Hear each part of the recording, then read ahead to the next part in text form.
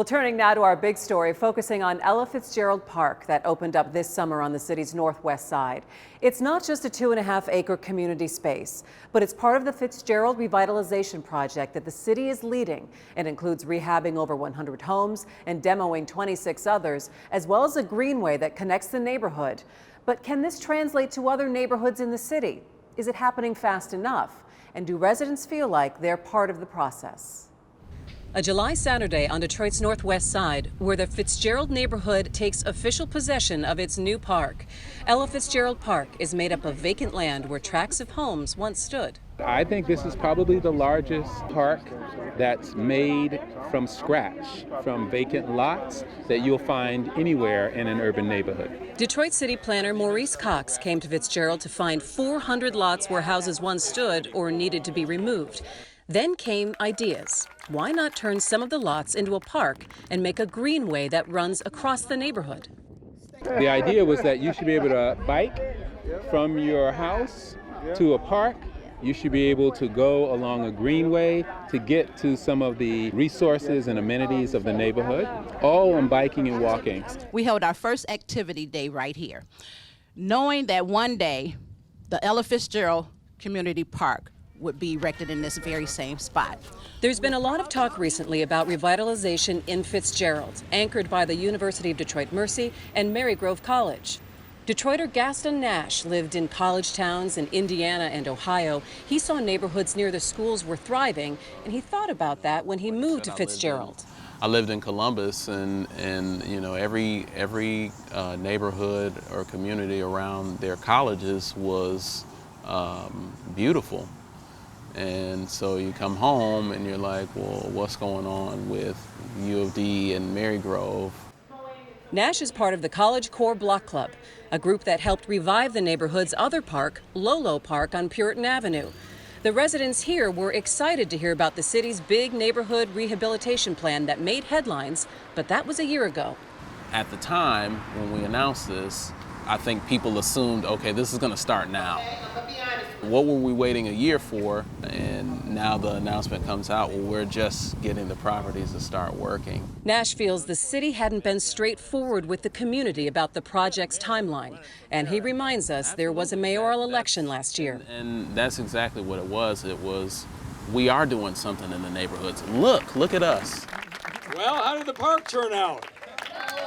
Looks a little bit better than the vacant houses that we had along here, doesn't it?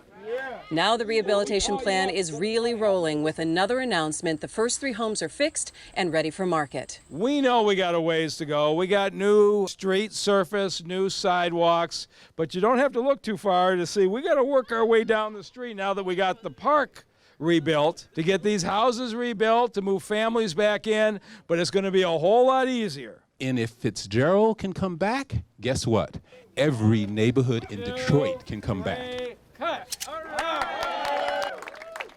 This is just like the cornerstone. Okay, great. Okay. Plans have more than 100 more homes to be rehabbed. That's over 2 years. And there's that greenway running from Marygrove College to the west to U of D on the east, past homes and crossing streets with signage marking the way.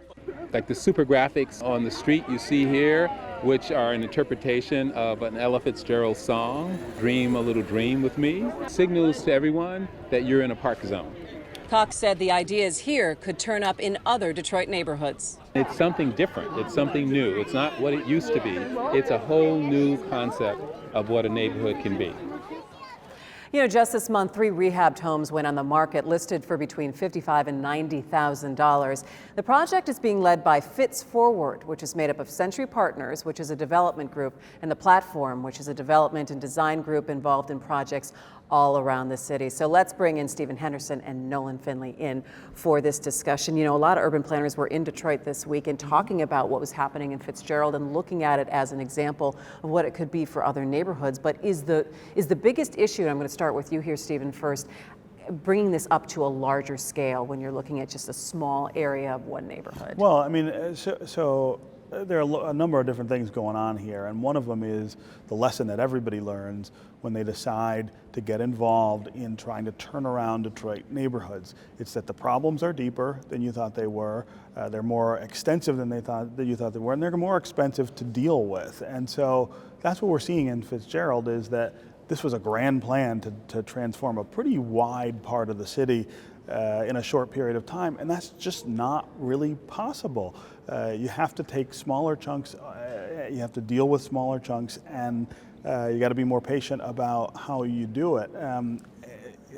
This is an important experiment for the city because it's a neighborhood that it doesn't look like a lot of the other places where we've seen redevelopment really take hold and take hold faster. It's deeper in the hole than other places, and it's just not going to work out exactly the way you want. People are frustrated, but they've got to start to learn to be patient and see how hard it is and then scale it up. Yeah, some people who live in the area said they were a little frustrated about how long it was taking to get things started, Nolan, and to see a little bit of change. But doesn't that speak to the nature of, if you're doing something new for the first time and trying to figure out different things, it's going to take a little bit of time. But they need to get the feedback, though, from people who are living in the area. And people have waited and waited for a long time for something to happen in the neighborhoods. We've asked a lot of patience for people when we say stay put, change is coming, better things are coming.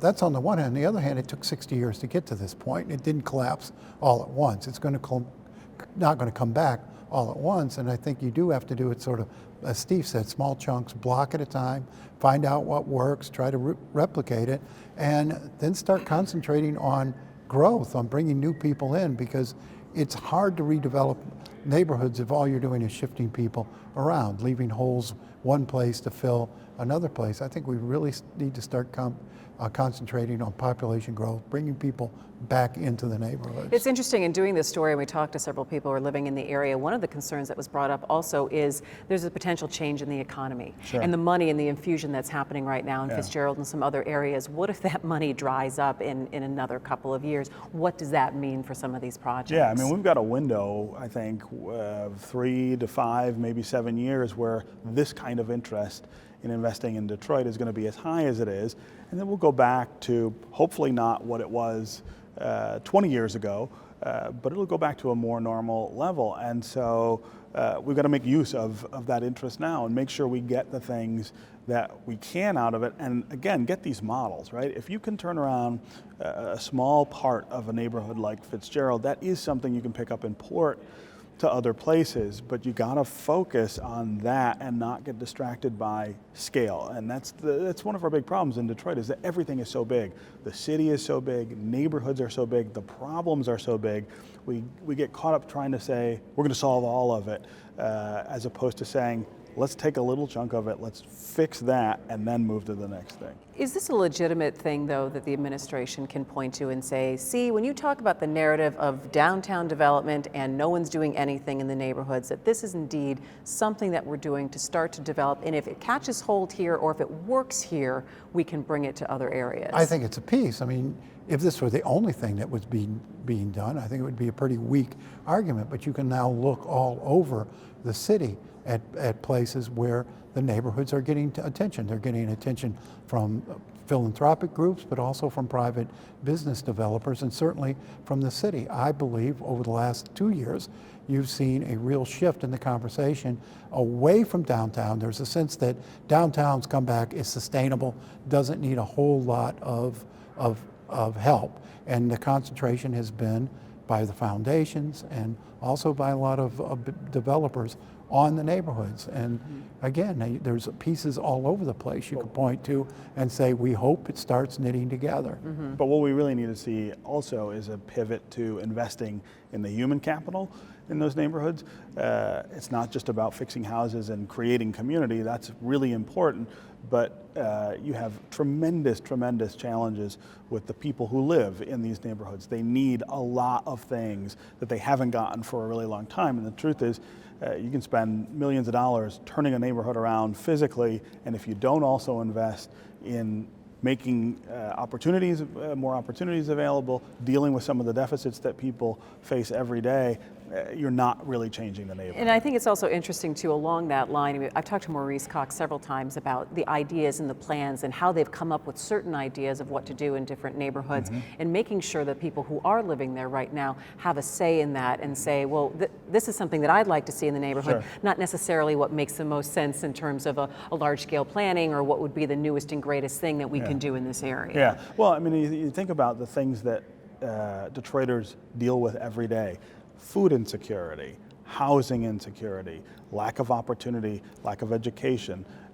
Those things are not the kind of things that when you go in and say, I'm going to turn around a neighborhood, that you automatically focus on. You focus on housing, right? Let's improve the housing stock in this neighborhood. Let's attract people who can pay money for that new housing. You've got to do both. Otherwise, what you're creating is a different neighborhood in place of what was there, and you will push the people who are there out. I think Maurice Cox really understands the difference and is trying to focus on that, but we do need more focus on that investment in human capital by everybody. And we need to make these neighborhoods self-sustaining, holistic. If you live in a neighborhood, there ought to be a place within that neighborhood you can go, as Steve said, get your groceries, but also go to the doctor, go to the dentist, go to the accountant, bakeries, all the things that make a neighborhood a whole. Livable. And there's too few of those still in the city. Even in the downtown core, there's still too little of those things that keep you home, rather than force you to get in your car and drive out to the suburbs. Yeah, well, we're going to continue to follow what's happening in Fitzgerald and a couple of other pockets in the city, and see what's happening, what's going to transpire.